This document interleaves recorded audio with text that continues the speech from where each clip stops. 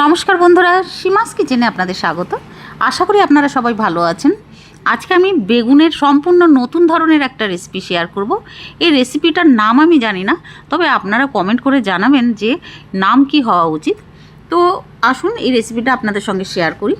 আমি এর জন্য একটা মশলা বানিয়ে নেব। তার জন্য একটা প্লেটে নিয়েছি ছোট বাটির 1 বাটি মতন ফ্রেশ নারকেল নিয়েছি, সঙ্গে 1 চামচ ধনে আর শুকনো লঙ্কা নিয়েছি, আর কাঁচা লঙ্কা 2 পিস, শুকনো লঙ্কা 3 থেকে 4 পিস নিয়েছি। এবার গ্রাইন্ডিং জারে ঢেলে 2 থেকে 3 চামচ কিন্তু জল দেবো, কারণ এই পাউডারটা মানে মশলাটা আমাদের শুকনো শুকনো বানাতে হবে। 3 চামচ মতন জল দিয়েছি। এবার এটা একটু ঘুরিয়ে নেব মিক্সিতে।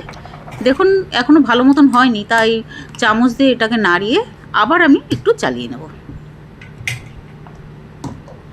এবার একটা প্লেটে ঢেলে দেবো। দেখুন পারফেক্ট হয়েছে, একদম বেশি টাইটও না আর একদম ভেজা ভেজাও না, এইরকমই আমাদের চাই।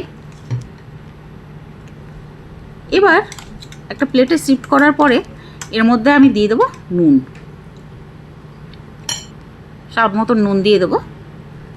তারপরে উপর থেকে দিয়ে দেবো সর্ষের তেল, দিয়ে এটাকে মিক্স করে নেব।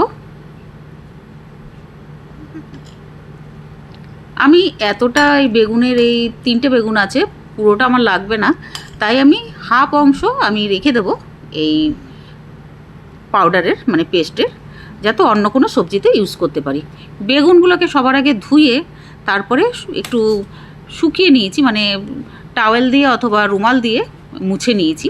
তারপরে বেগুনের বোটাটা কেটে ফেলে এরকম মাঝখান থেকে চেরা লাগিয়ে দেবো। 3টে বেগুনকে এইভাবে আমি চেরা লাগিয়ে দেবো। দেখুন এই যে,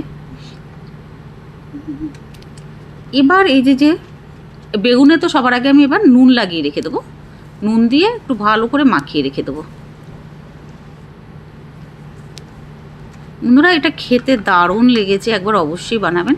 আমি হাফ অংশ সরিয়ে রেখেছিলাম এই পেস্টের। এবার দিয়েছি রসুনের পেস্ট, 1.5 চামচ মতন রসুনের পেস্ট আর হাফ চামচ আদার পেস্ট দিয়ে ভালো করে মিক্স করে নেব। বেগুন তো রসুনটা দিলে ভালোই লাগে বন্ধুরা। এবার উপর থেকে দিয়ে দিয়েছি একটু আমচুর পাউডার আর সঙ্গে রোস্টেড জিরা পাউডার, ড্রাই রোস্ট করে নিয়েছিলাম জিরাটাকে, তারপরে পাউডার বানিয়েছি। আর সর্ষের তেল দিয়েছি একটু, দিয়ে এবার মিক্স করে নেব চামচের হেল্প নিয়ে। এবার দিয়ে দেবো একটু লাল লঙ্কার গুঁড়ো, দিয়ে এবার মিক্স করে নেব। এবার বেগুনগুলোকে যে আমি এরকম চিড়ে রেখেছিলাম না মাঝখান দিয়ে, এর মধ্যে দিয়ে দেবো এই মশলা, ভালো করে ঠেসে ঠেসে ভরে দেব। এটা বন্ধুরা গরম গরম ভাতের সঙ্গে খেতে দারুণ লাগবে, তাছাড়া রুটির সঙ্গেও কিন্তু দারুণ লাগবে খেতে এটা। সব বেগুনগুলোর মধ্যে আমি এভাবে ভরে দেব।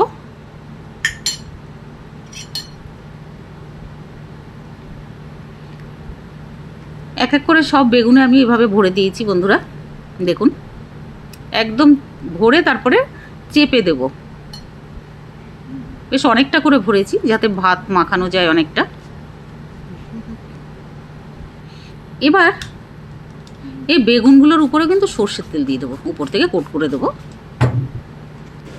কড়াইতে সর্ষের তেল দিয়ে দেবো। তেলটা গরম হয়ে গেলেই বেগুনগুলোকে ভাজার জন্য দিয়ে দেবো। প্রথমে তেলটা ভালো মতন গরম করে নেব। বেগুনগুলো ছাড়ার পরে আমি ঢাকনাটা লাগিয়ে দিয়ে এবার 2 মিনিট পরে ঢাকনাটা খুলে নেব। ফ্লেম একদম লোতে করে দিয়েছিলাম, নইলে বেগুনটা পুড়ে যাবে। এবার বেগুনটাকে উল্টে দেব, সব বেগুনগুলোকে উল্টে দ্বিতীয় সাইডে করে নেব।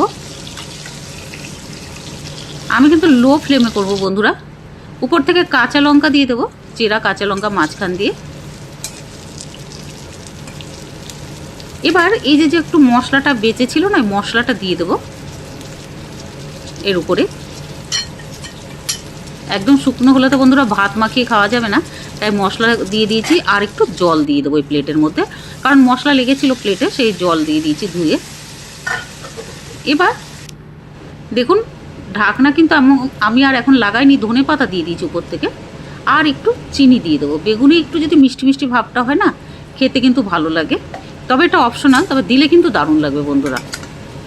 এবার চিনিটা দেওয়ার পরে আমি এবার উল্টে পাল্টে ভালো করে ভেজে নেব বেগুনগুলোকে মশলার সঙ্গে। তৈরি হয়ে গেছে আমাদের দারুণ টেস্টি বেগুনের এই সবজিটা, স্টাফড বেগুন। পুরো ভিডিও দেখার জন্য ধন্যবাদ বন্ধুরা। ভিডিওটা যদি ভালো লাগে তাহলে প্লিজ লাইক করে দেবেন, শেয়ার করে দেবেন, সাবস্ক্রাইব করে দেবেন, আর কমেন্ট করে জানাবেন যে খেতে কেমন লাগলো, আর এই রেসিপিটার নাম কি হবে সেটাও কমেন্ট করে জানাবেন। ধন্যবাদ পুরো ভিডিও দেখার জন্য।